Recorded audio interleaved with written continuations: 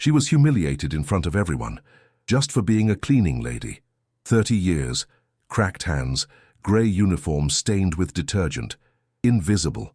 But what they didn't know was that those same hands had once moved millions, that this silent woman had created something that changed the financial world, and that behind those tired eyes burned a truth that would destroy empires. Sometimes, life takes everything from us to teach us who we truly are when nothing else defines us. And she was about to prove it. Like this, if it touched your soul. It's more than a click. It's a silent embrace among those who know what it's like to get up after a fall. Comment how you think this story will end. And if you haven't subscribed yet, it costs you nothing, but it means a lot to us. Thank you for being here. The white marble of the penthouse reflected the lights of New York like a cold mirror. Sarah J. Mason passed the microfiber cloth over the impeccable surface of the coffee table, with precise, almost mechanical movements. Her hands, protected by disposable latex gloves, moved unhurriedly. She had learned over these 3 years that invisibility was an art, keeping her head down, her eyes low, her body small. Outside, the city shone with the arrogance of one who has never known failure. From the 32nd floor, the streets looked like golden lines drawn by some divine architect. Sarah didn't often look out there. It hurt her to remember that she once walked those same streets in Italian heels and an English leather briefcase. The grey uniform she now wore smelled of cheap detergent and accumulated sweat. The seams stretched uncomfortably under her arms. Nothing like the Armani suits she used to wear at Sterling Group meetings, when everyone called her Marcus's prodigy, and senior analysts asked her for advice in reverent whispers. Sarah J. Mason was 30 years old, but her eyes seemed to hold decades more. There were fine lines around her mouth that hadn't existed before, marks of sleepless nights and hopeless days. Her brown hair was pulled back in a simple, graceless ponytail, far from the stylized cut that once cost her $200 at a salon in Tribeca. She finished cleaning the table and put the products away in the metallic cart. The wheels squeaked against the noble hardwood floor. It was almost midnight. The night cleaning shift at Alexander Stone's properties was lonely, silent, perfect for someone who needed to disappear. Alexander Stone, one of the richest men in the United States, owner of an empire ranging from technology to real estate. Sarah had read about him in the financial papers she now only saw in coffee shops where no one knew her. An intelligent magnate, ruthless when necessary, but with a reputation for being fair. She had never exchanged more than 10 words with him. To Alexander, Sarah was just another household employee, one of the dozens of anonymous people who kept his properties gleaming. She preferred it that way. Invisibility kept her alive. But tonight, something was about to change. 3 years ago, Sarah J. Miller had been another person.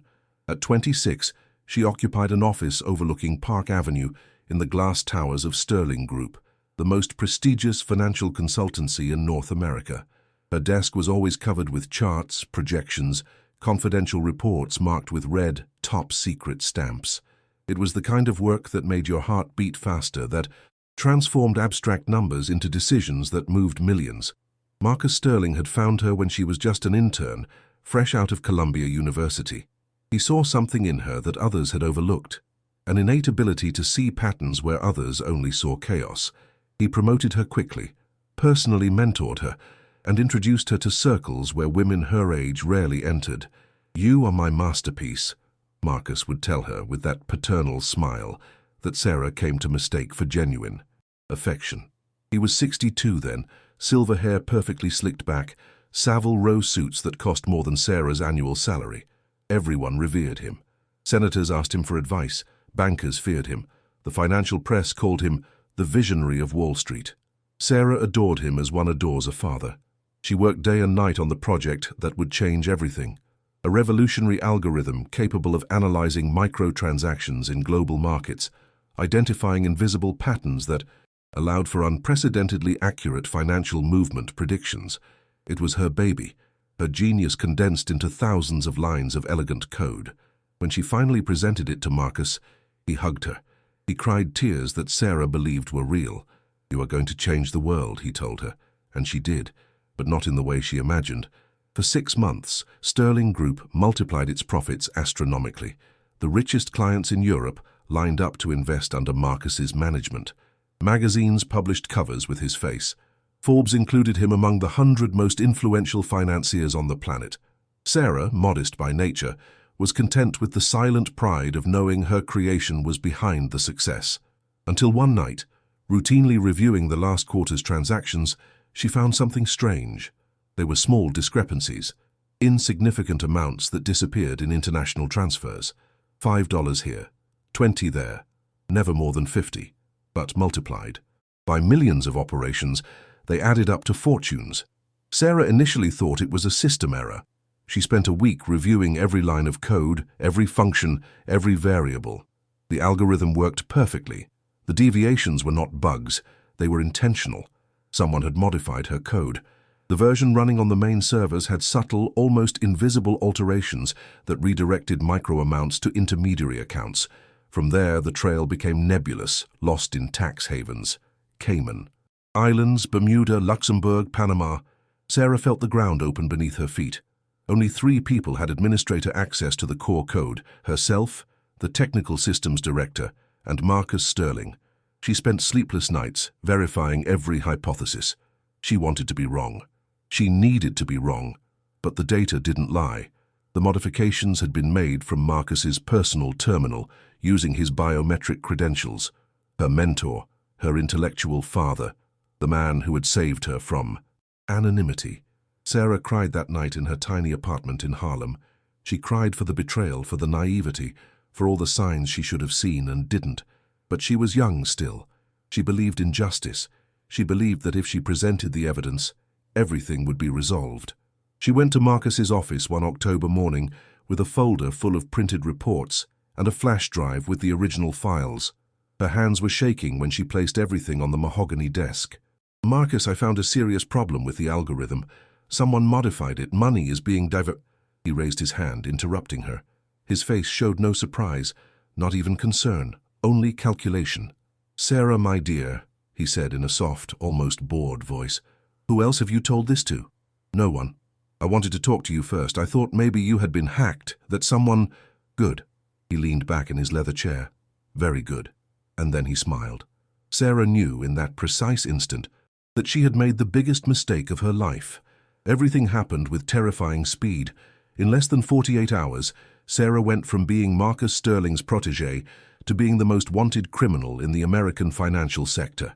Falsified documents appeared on the company's servers, all with her digital signature. Emails she never wrote surfaced in internal audits, describing detailed plans to divert funds. $1 million transfers were traced to offshore accounts registered in Sarah J. Miller's name, accounts she had never opened. Marcus didn't just incriminate her, he destroyed her with surgical precision. When the financial police arrived at her apartment, Sarah tried to explain. She showed her own backups, her notes, her analyses. But Marcus had already sown doubts in strategic places.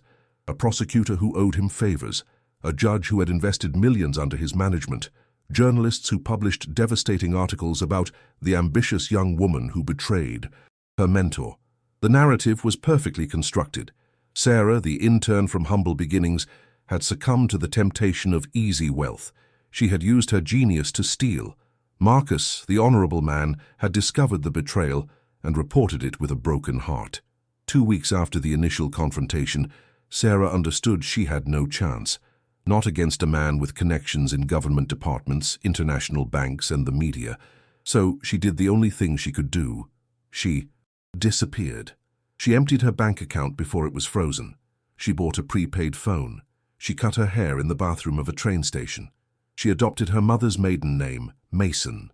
Sarah J. Miller officially died one November night in 2019.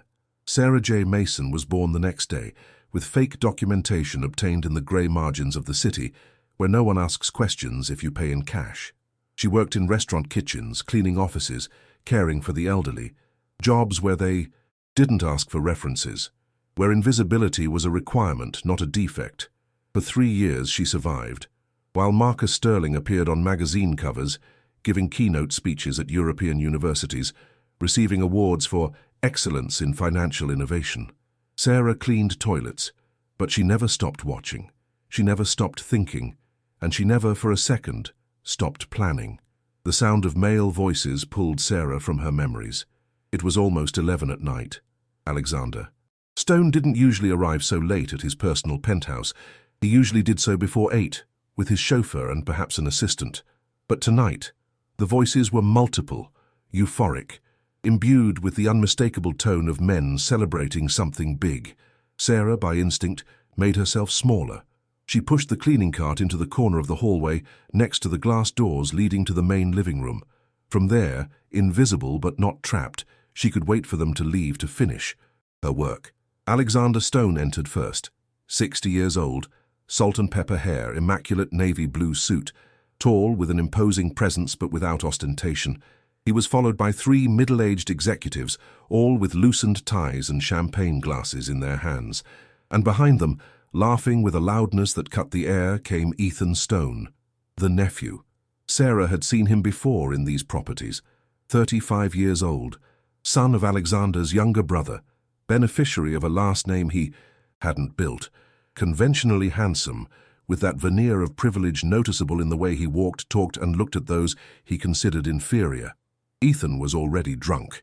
He staggered slightly, spilling champagne onto the Persian rug Sarah had vacuumed barely an hour ago. "$30 billion, Ethan yelled, raising his glass. $30 billion, Uncle, the acquisition of the century. Alexander smiled moderately. We still need to close details. But yes, Omnicorp Tech will be ours. The executives cheered. Sarah, from her corner, watched in silence. She had learned to read body language to catch fragmented conversations. It was a skill developed in invisibility. Omnicorp Tech. She knew that name. A technology company specializing in semiconductors and defense systems. It had gone public 5 years ago with astronomical valuations. All the major European investment funds were fighting for shares. "Marcus Sterling is also interested," commented one of the executives, a bald man, with gold-rimmed glasses. "I heard he offered $28 billion. The world stopped. Sarah felt the air leave her lungs. Her hands went cold inside the latex gloves. Her heart began to beat with painful force against her ribs. "Marcus is a dinosaur," Alexander replied disdainfully. "His investment model is obsolete. We have a vision for the future. Besides," Ethan added between laughs, "we pay more.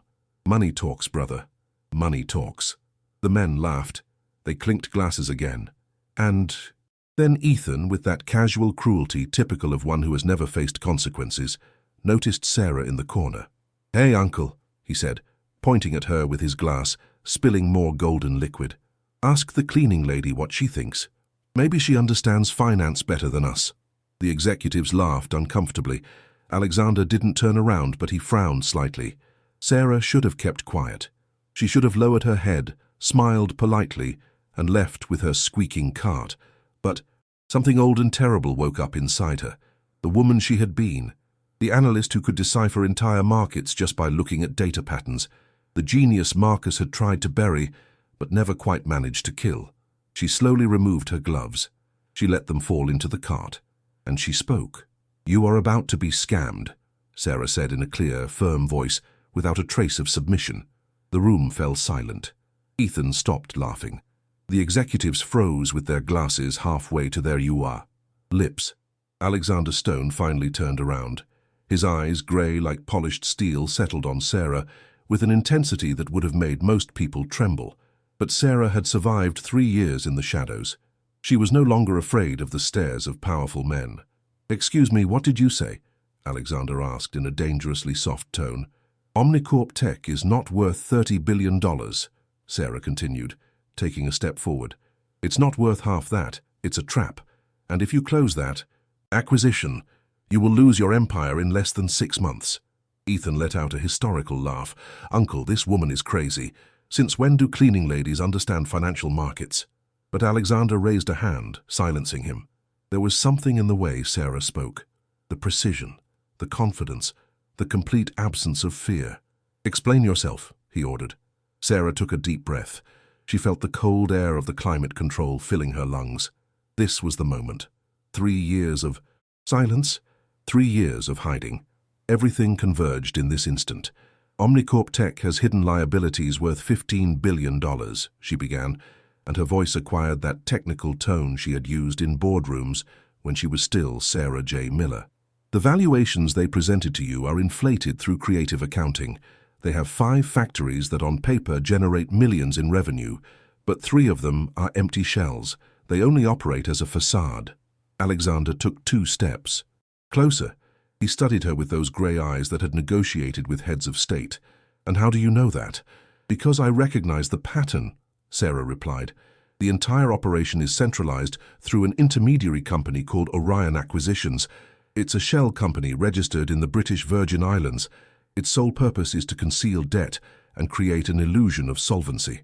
One of the executives, the bald man with gold-rimmed glasses, laughed nervously. "This is ridiculous." "Alexander, our entire audit team reviewed every document. They are professionals with 30 years of experience.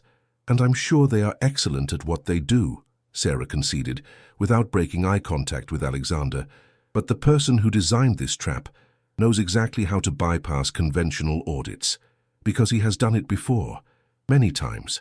"Who?" Alexander's question was barely a whisper. Sarah felt the name burn her throat. 3 years without saying it aloud. "Marcus Sterling." The silence that followed was absolute. Even Ethan stopped swaying. "Marcus is not trying to compete for Omnicorp," Sarah continued, and now the words flowed like water breaking a dam. "He is using Omnicorp as a weapon. He will let you buy the company for $30 billion. He will wait 6 months while the hidden liabilities emerge one by one. When your empire begins to crumble under the weight of the debts, he will buy everything you built over decades for a fraction of its real value. It's his favorite technique, controlled destruction." Alexander Stone had built an empire valued at more than $50 billion. He didn't get to that position by being naive or by blindly trusting pretty words, but he also didn't get there by ignoring his instincts. And his instinct, honed by 4 decades of business, told him that this woman in a cleaning uniform was not lying. "Ethan, Andrew, Vivian," he said without taking his eyes off Sarah, "leave. Now." "But Uncle," Ethan began. "Now!" The tone allowed no reply. The 3 executives and the nephew left with confused expressions, closing the door behind them with a soft click that resonated like thunder. Alexander waited a full 30 seconds. Then he walked to the glass bar, poured himself 2 fingers of 30-year-old Scotch whiskey, and finally spoke. "Who are you? Really?" Sarah felt her legs tremble. It had been so long since she had spoken to anyone about who she had been. So long keeping secrets, swallowing her identity, living like a ghost in her own life. She sat on the edge of the Italian leather sofa without waiting for an invitation. If Alexander was offended by the familiarity, he didn't show it. "My real name is Sarah J. Miller," she began, and pronouncing those words was like removing a mask that had been welded to her face. 3 years ago, I worked as a senior analyst at Sterling Group, under the direction of Marcus Sterling." Alexander took a sip of whiskey. "Sterling Group. I know that. Firm, yes. Marcus runs it with an iron fist." "He ran it with fraud," Sarah corrected. Her voice became harder. "I developed a financial analysis algorithm, a revolutionary system capable of predicting market movements by analyzing millions of microtransactions in real time. It was my creation, my baby." The words began to flow faster now, freed after years of forced silence. She told him everything. How Marcus had taken her under his wing, how she had trusted him like a father, how she discovered the discrepancies in the code, the illegal modifications, the diversions to tax havens. "I was naive," she said, and her voice broke slightly. "I thought if I showed him the evidence, together we could fix it, that maybe he had been hacked, that the man who had taught me everything couldn't be a criminal. And what did he do? He destroyed me." Sarah rubbed her eyes with the back of her hand. "In 48 hours, he falsified documents, created offshore accounts in my name, and tampered with emails. When the financial police came looking for me, I was the perfect villain, the ambitious young woman who betrayed her mentor. Marcus became the honorable victim who reported the crime." Alexander listened with an inscrutable expression. He had spent decades reading people, detecting lies and identifying opportunists. But in this woman, he only saw truth, painful, raw. "Why didn't you fight? Why did you run?"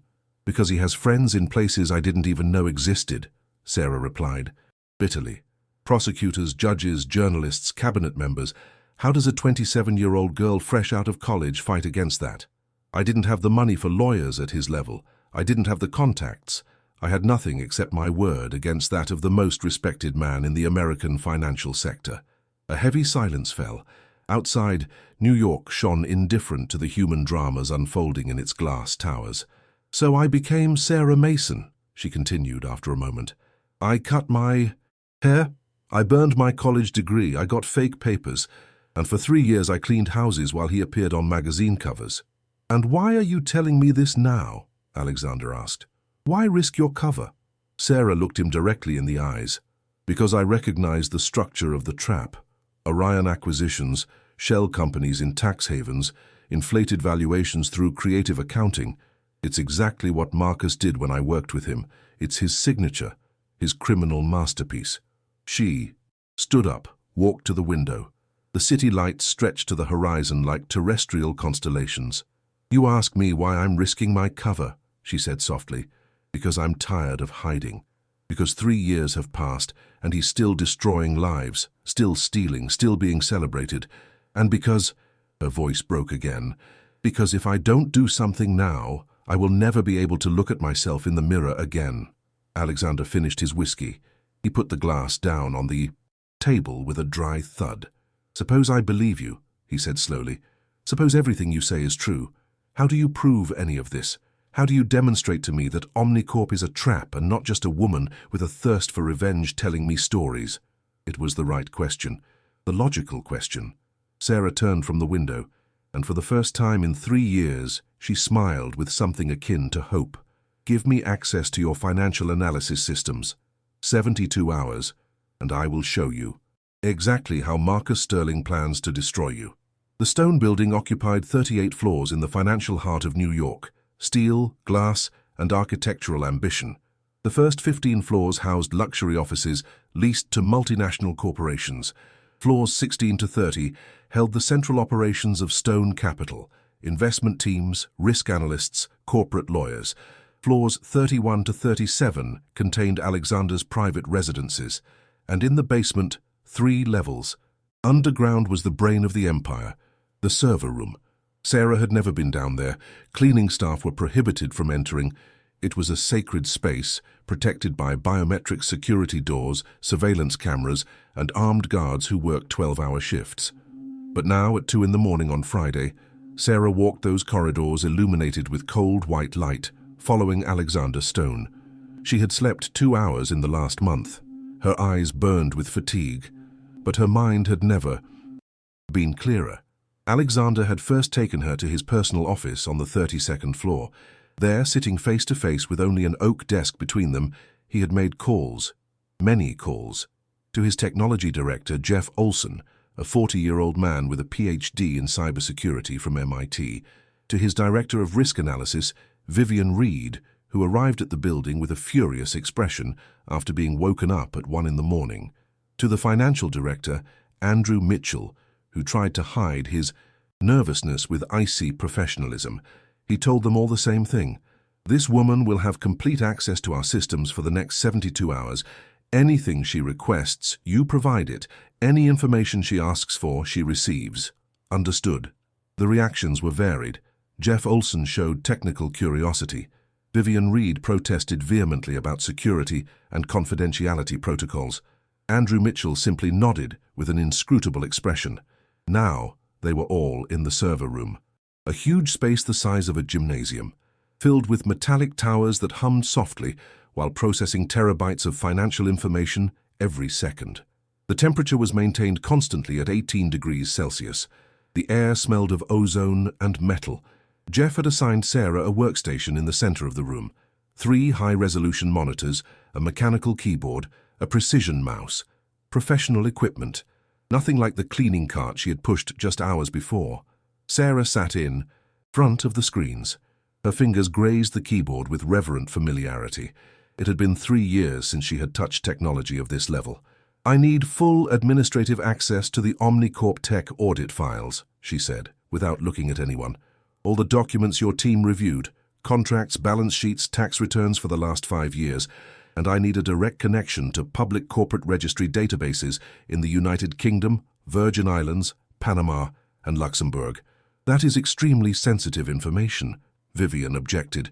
She was a 50-year-old woman, blonde hair cut in an elegant bob, a Chanel suit that probably cost 3 months of Sarah's salary.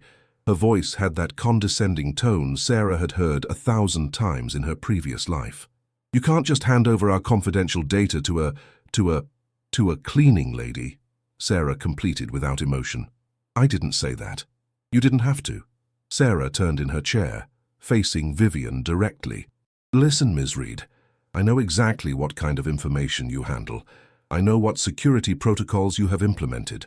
And I know that if Alexander gave me complete authorization, it's because he trusts that I can find something you didn't see. We have been reviewing every Omnicorp document for months, Andrew Mitchell intervened. He was younger than Vivian, perhaps 40, with that neat appearance of someone who exercises every morning and counts his calories. Our team includes the best auditors in the country. Do you really believe that someone without credentials can find irregularities that we missed? Sarah noticed the pause, the correction, the thinly veiled contempt. 3 years ago, that would have hurt her. Now it only gave her clarity. Grant the authorization, Alexander ordered, in a tone that allowed no debate. Now, Jeff Olson, the only one who seemed genuinely interested instead of defensive, began typing on his own terminal. I'm giving you level 5 access. It's the highest we have, but I warn you, Miss Mason. Miller, Sarah corrected softly. Sarah J. Miller. She saw Vivian and Andrew exchange glances. The name clearly meant nothing to them. Marcus had done an excellent job of erasing her from history. All right, Miss Miller, Jeff continued. Level 5 gives you access to almost everything, but the system logs every file you open, every search you make, for security. Perfect, Sarah replied. That way you will have evidence of everything I find. The screens in front of her came to life. Database interfaces appeared one after another. Sarah felt something old and familiar awaken in her brain. The numbers, the patterns, the silent language of finance that she had learned to read as others read novels. You have 72 hours, Alexander reminded her. No more. Sarah was no longer listening to him. Her fingers flew over the keyboard. Lines of code appeared and disappeared. Documents opened in a cascade. She was back home. The first day was methodological, systematic, clear. Sarah started with the obvious. Omnicorp Tech's financial balance sheets for the last 5 years. Revenue, expenses, assets, liabilities. Everything looked impeccable at first glance. Steady growth, healthy margins. Exactly the kind of company any intelligent investor would want to own. But Sarah wasn't looking for what was present. She was looking for what was missing. At 6 in the morning, Jeff Olson brought her coffee. She accepted it without taking her eyes off the screens. She hadn't slept. She had no intention of doing so. Have you found anything? Jeff asked with genuine curiosity. Absences, Sarah replied critically. There's a pattern of transactions that should be here but isn't. Omnicorp reports revenue from sales to distributors in Eastern Europe, but when I look for the corresponding invoices in customs records in Poland and the Czech Republic, there's nothing. The goods never crossed any border. That could just be an administrative error. It could. Sarah opened another window. But then there's this. Omnicorp has 3 factories in the US, one in Arizona, another in Texas, and a third in Georgia. According to their reports, all 3 are operating at maximum capacity, producing electronic components 24 hours a day. And I reviewed the electricity bills for those locations using public utility consumption records. Her fingers danced across the keyboard. The Georgia factory consumes approximately 30% of what it should if it were truly operating at maximum capacity. The Texas one, barely 15%. Jeff leaned towards the screens, studying the numbers. His skeptical expression began to transform into something more serious. That doesn't necessarily prove fraud. They could have solar panels, their own generators. They could, Sarah conceded, but they don't. I checked the building permits, the industrial inspections. There is no infrastructure for independent power generation.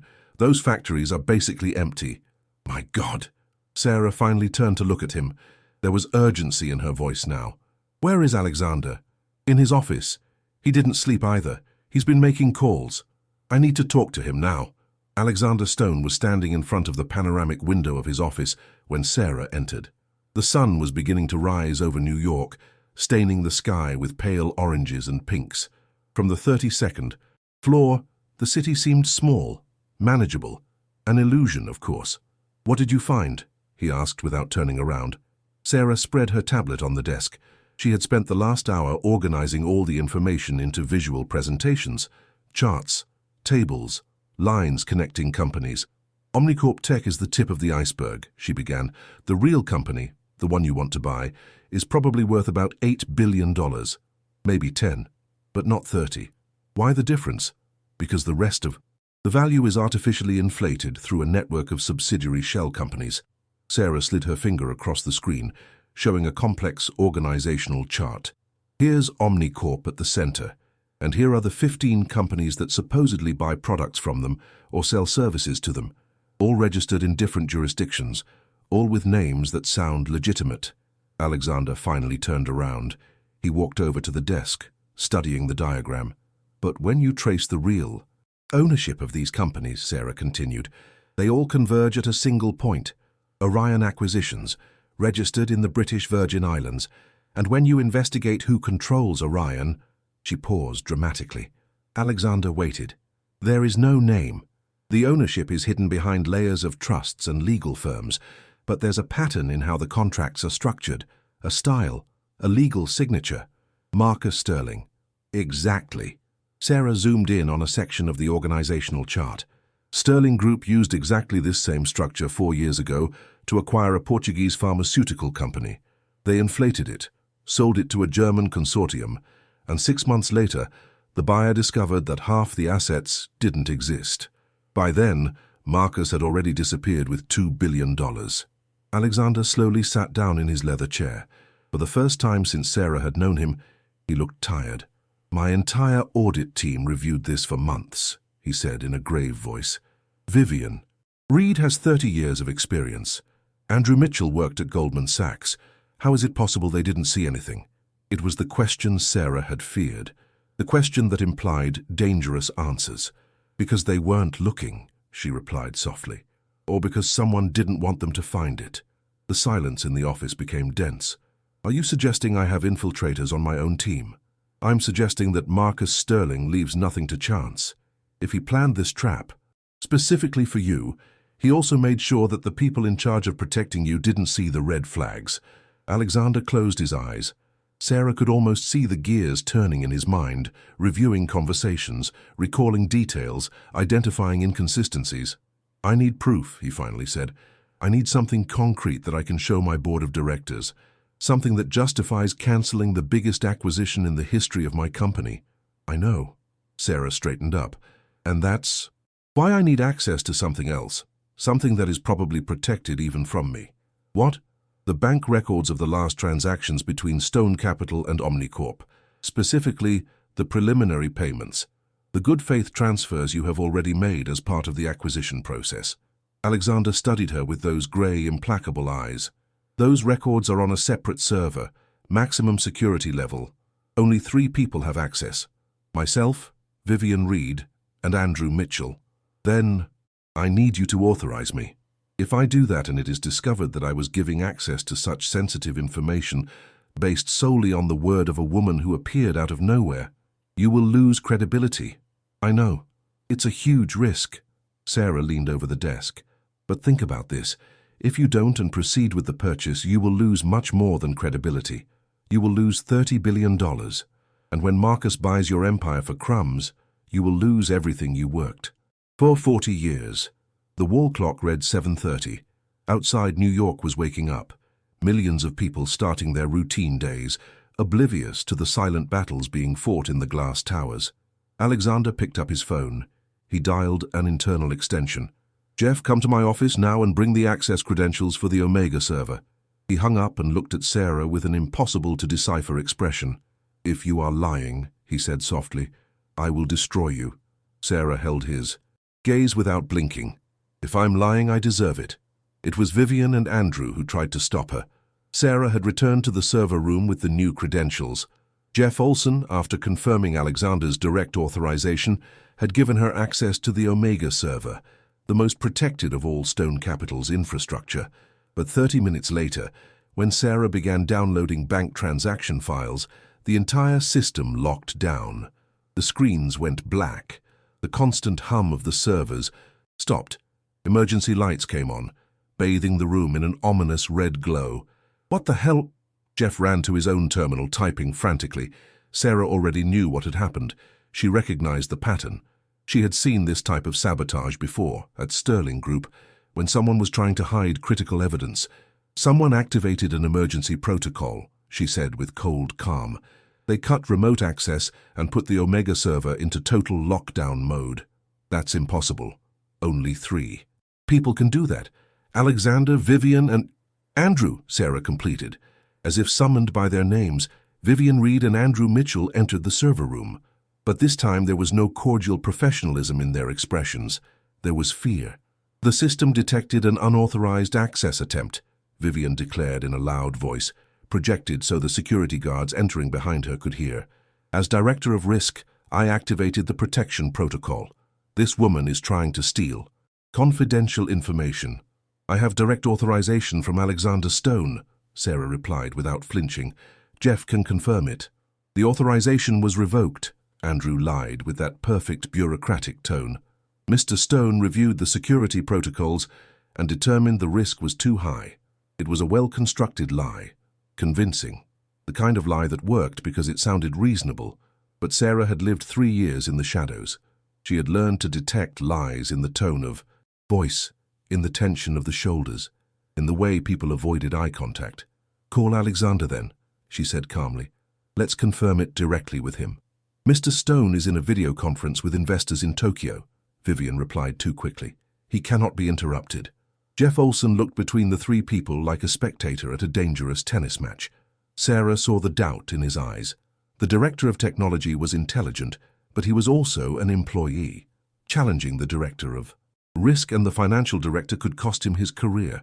Vivian is right, Jeff finally said, and Sarah felt her stomach sink.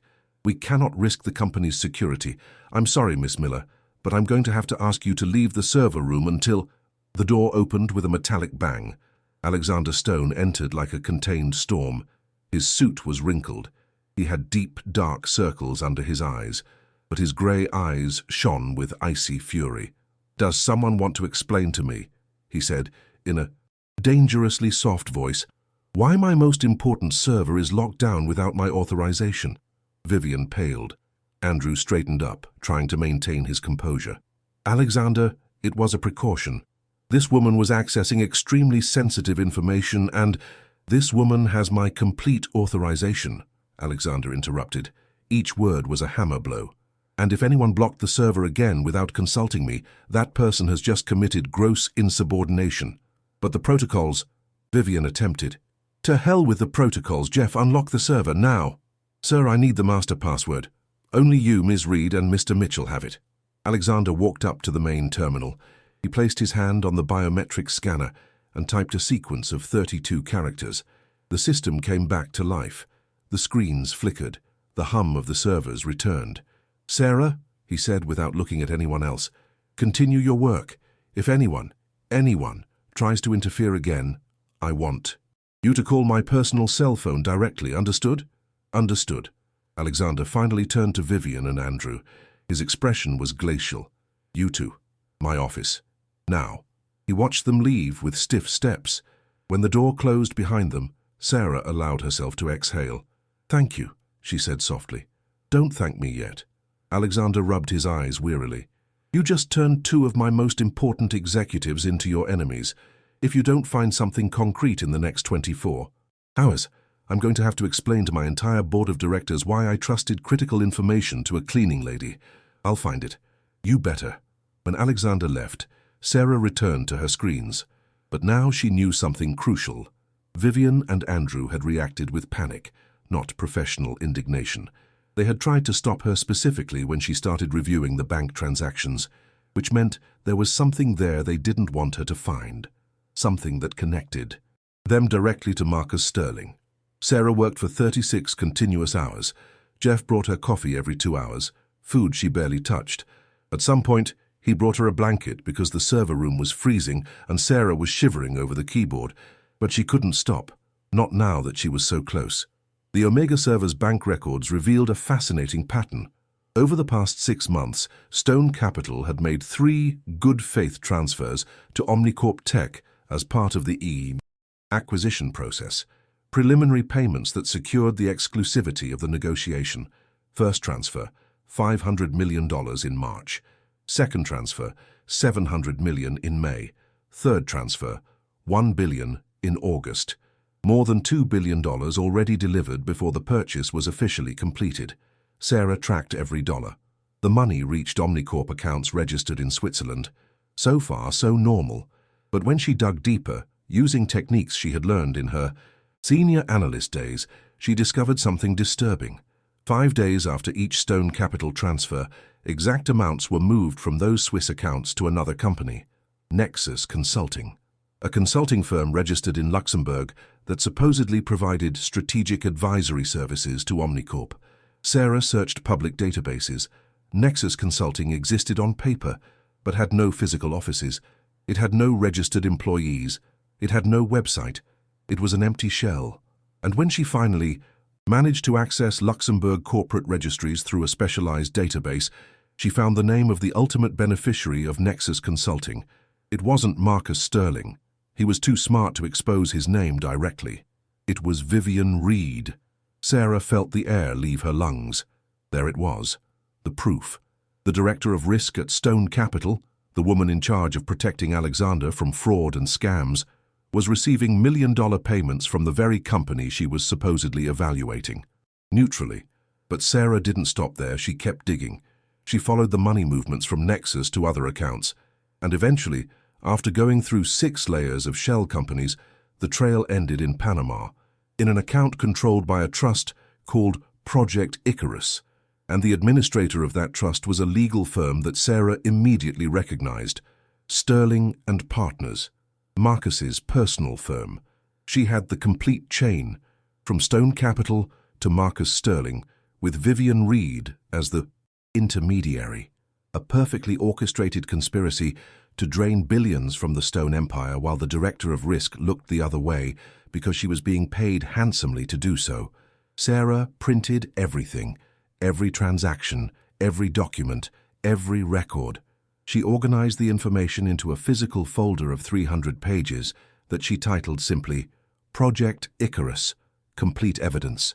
It was 4 in the morning on Sunday when she finally went up to Alexander's office. He was awake, as she knew he would be. Sitting in front of his desk with a half-empty bottle of whiskey, Sarah placed the folder in front of him. Here is your proof. Alexander Stone called an emergency meeting for 10 in the morning on Sunday, in the boardroom on the 31st floor. Mandatory attendance for the entire board of directors. Sarah was not officially invited, but Alexander told her to wait in the anteroom, where she could hear everything through the video conference system speakers. The boardroom slowly filled up. 12 directors, mostly men between 50 and 70 years old. Vivian Reed arrived with a carefully neutral expression. Andrew Mitchell followed closely, both exchanging whispers. When everyone was seated, Alexander closed the door. Thank you for coming on such short notice, he began. He did not sit down. He remained standing at the head of the table, imposing. I called you because I received information that puts the Omnicorp Tech acquisition at risk. Murmurs. Around the table. Vivian leaned forward. Alexander, we already discussed this. The audit was exhaustive. There's no reason to... The audit was sabotaged. Absolute silence. Alexander began handing out copies of the folder Sarah had prepared. 300 pages of evidence falling onto the oak table like sentences. Over the last 72 hours, I hired an external analyst to independently review the Omnicorp acquisition. What she found is devastating. The directors began to flip through the documents. Sarah from the anteroom watched their faces on the screen. Confusion, incredulity, and slowly, horror. Omnicorp Tech is a trap, Alexander continued. His voice was firm, but there was contained anger in every word. The company has hidden liabilities of more than $15 billion. 3 of its 5 main factories are empty shells. Its financial reports are inflated through criminal accounting, and the entire operation is designed specifically to destroy Stone Capital. This is absurd, Andrew protested, but his voice sounded tense. Our entire team reviewed. Your team was complicit. Alexander turned to Vivian. Page 120, Nexus Consulting, a shell company registered in Luxembourg. Does that sound familiar, Vivian? Vivian paled. Sarah saw her hands clench on the armrests of her chair. I don't know what you're talking about. Don't lie. Alexander placed both hands on the table, leaning toward her. Nexus Consulting is registered in your name.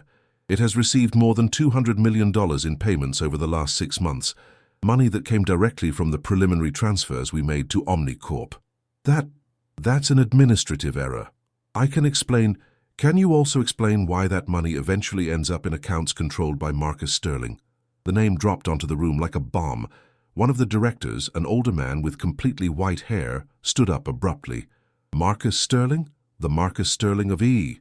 Sterling Group? The same. Alexander didn't take his eyes off Vivian. This was a conspiracy.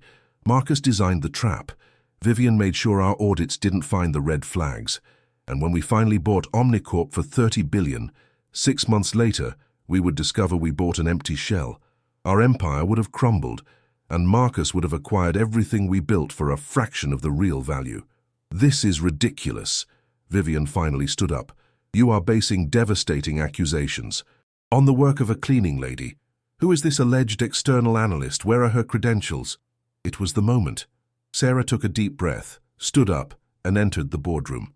All eyes turned to her. She saw the recognition on the faces of Vivian and Andrew, the thinly veiled contempt. The other directors only showed confusion. My name is Sarah J. Miller, she said in a clear, firm voice. 3 years ago, I worked as a senior analyst at Sterling Group. I was the creator of the algorithm. That multiplied Marcus Sterling's fortune. And when I discovered that he was using tampered versions of my code to commit massive fraud, he destroyed me. He falsified evidence. He made me the villain. He forced me to run. She walked to the table, placed her own additional folder of documents. I spent 3 years hiding. 3 years cleaning houses while he was celebrated on magazine covers. But I never stopped studying his patterns, his techniques, his criminal signature. She looked directly at Vivian. And I recognized that signature in Omnicorp Tech.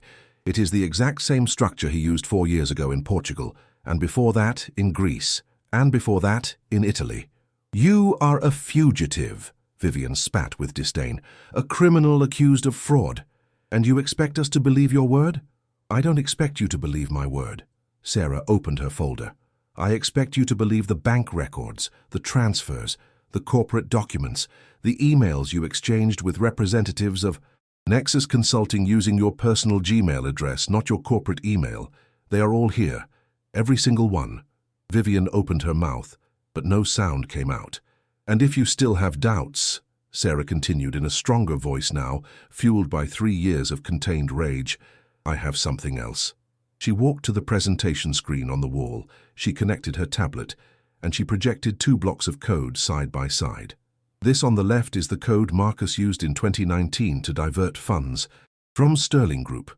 It's my original algorithm but tampered with specific modifications to redirect microtransactions to offshore accounts. She zoomed in on the code on the right. And this is the code currently running on Omnicorp Tech servers. I extracted it 2 days ago from their internal systems. The 2 screens showed almost identical lines of programming. Even a non-technical observer could see the similarities. They are the same code, Sarah said. Marcus didn't even bother to change his digital signature. It's like a murderer who uses the same weapon in all his crimes. This is irrefutable evidence that he is behind Omnicorp. No one spoke for 30 full seconds. Then, as if it were part of a perfectly choreographed play, the boardroom door opened, and Marcus Sterling entered.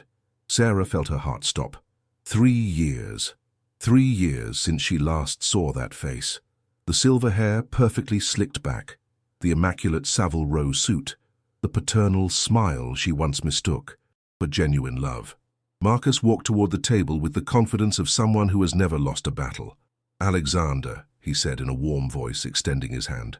I apologize for arriving unannounced, but Vivian informed me about irregularities in the negotiations. I thought my presence might help clarify misunderstandings. Alexander did not shake the extended hand.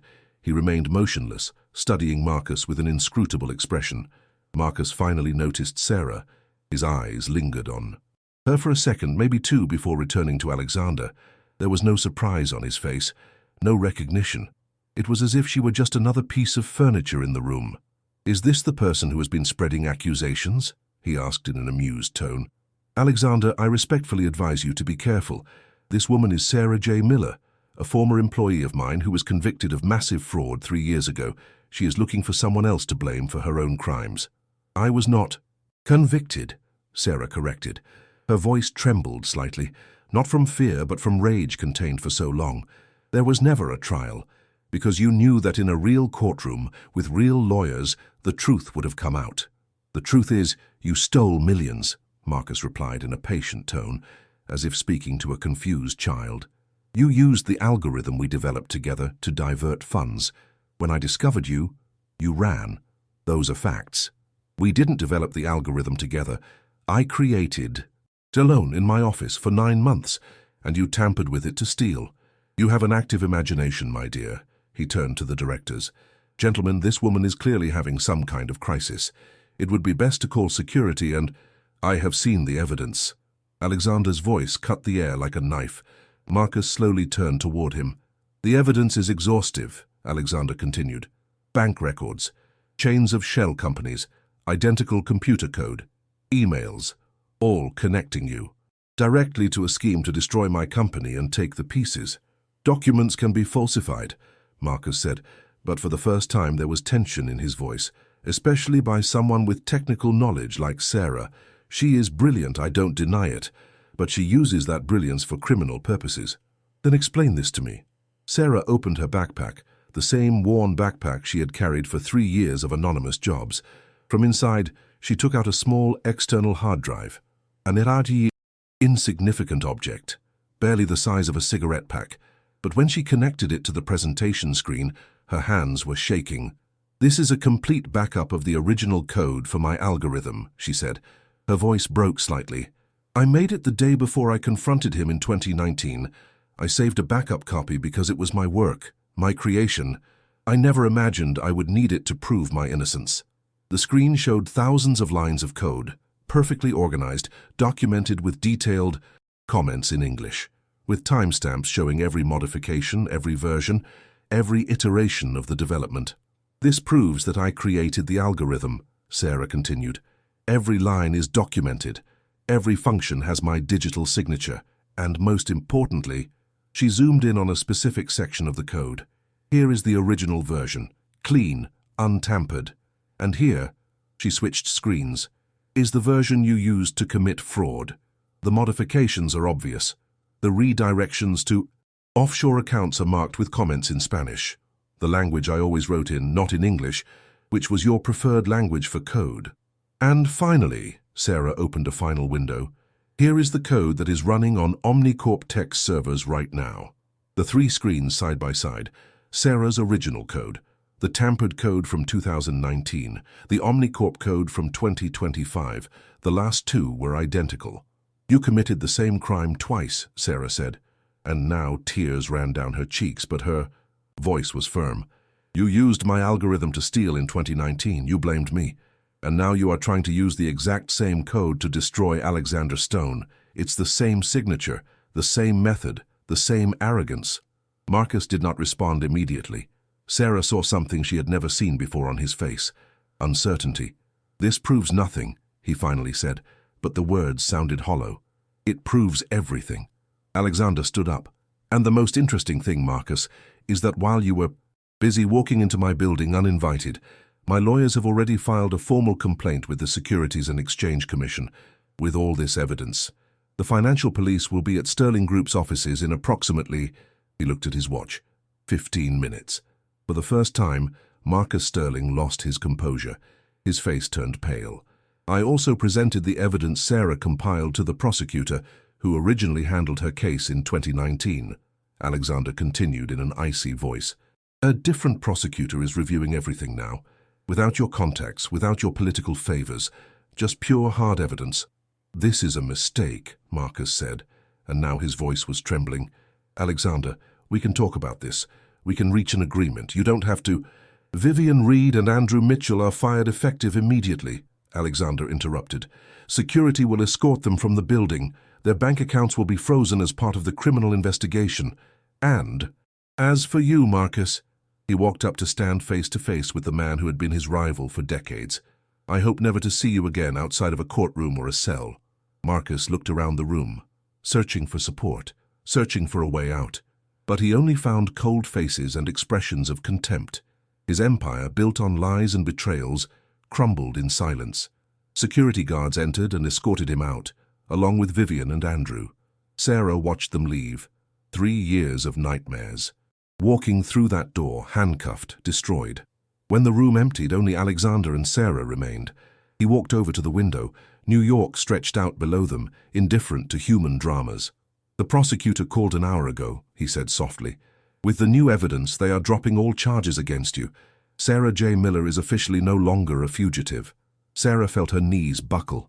She held onto the back of a chair. 3 years. 3 years of hiding, of being afraid, of being no one. And now, freedom. "Thank you," she whispered. "Don't thank me." Alexander turned to her. "You saved me from losing everything. I owe you more than I can ever repay." He paused. "I want to offer you a position as Director of Strategic Analysis at Stone Capital.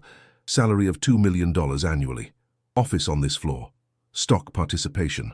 And all the time you need to rebuild your life." Sarah looked at him for a long moment. 3 years ago, that offer would have been a dream. Power. Prestige. Money. Everything she had lost. But now, "I accept," she finally said. "But I need something else." "What?" "Justice. Not just for me. For all the people Marcus destroyed over the years. I want to help the investigation. I want to testify. I want to make sure that this time he doesn't escape." Sarah's office on the 32nd floor of the Stone Building had panoramic views of New York.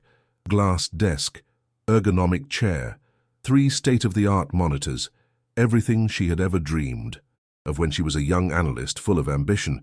But what she valued most was the simple coffee cup she held in her hands, cheap machine coffee.